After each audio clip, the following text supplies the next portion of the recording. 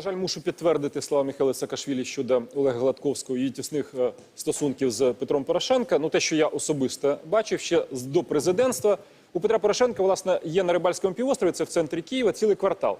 Там не лише знаходяться офісні приміщення Рошена, які він не продав, там ще Ленінська кузня, яку він не продав, там клуб «П'ятий елемент», який він не продав, і поруч з «П'ятим елементом» там його офіси. Так от, коли я там був, це закритий офіс для всіх, туди ніхто не може так просто зайти. Єдині таблички, які там були, це Петро Порошенко та, ну, тоді ще не Гладковський, а Олег Свинарчук. Вони співпрацювали давно. Ми програли не зараз, коли ви оприлюднили таку інформацію про оборудки в РНБО. Ми програли тоді, коли дозволили Петру Порошенку призначати людей з свого бізнес-оточення на посади для таких крадіжок. Тобто вони були поставлені заздалегідь для цього. Бо Олег Свинарчук, він же Гладковський, не людина з воєнний стратег. Ну хто повинен бути в РНБО приходити? Та? Воєнний стратег, очевидно, або політик з стратегічним баченням. Це і бізнесмен, якого ви називаєте баригом.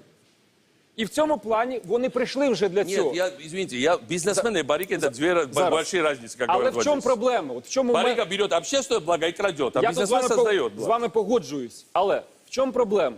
У мене от питання, чи наївність, чи нерозуміння з боку Михайла Саакашвілі, як вирішити цю проблему?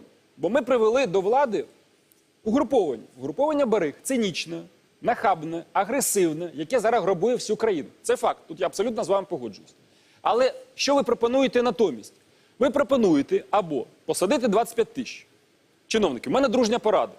Викинути з вашого лексикону таку фразу. Вона в мене викликає недовіру. Я вважаю, що садити потрібно винуватих, злодіїв, злочинців. А коли ви кажете, посадити треба 25 тисяч, в мене питання. Ви рахували їх? Чому не 24 тисячі 932? Чому не 25 тисяч 681?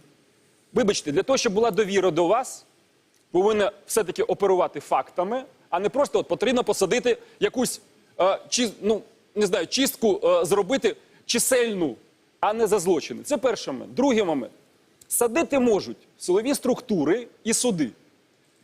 Вони знаходяться якраз під абсолютним впливом і контролем Петра Порошенка, найголовнішого бариги. Ви нарешті відповіли на запитання і визнали, що не лише там Гладковський, Кононенко бариги, а й сам Петро Порошенко. І от що ви пропонуєте натомість? Коли зрозуміло, що через суди, через силові структури цих бандитів і бариг Гладковського, Кононенка не посадити, ви пропонуєте дострокові перевибори Верховної Ради. Вибачте, але це ж не вихід.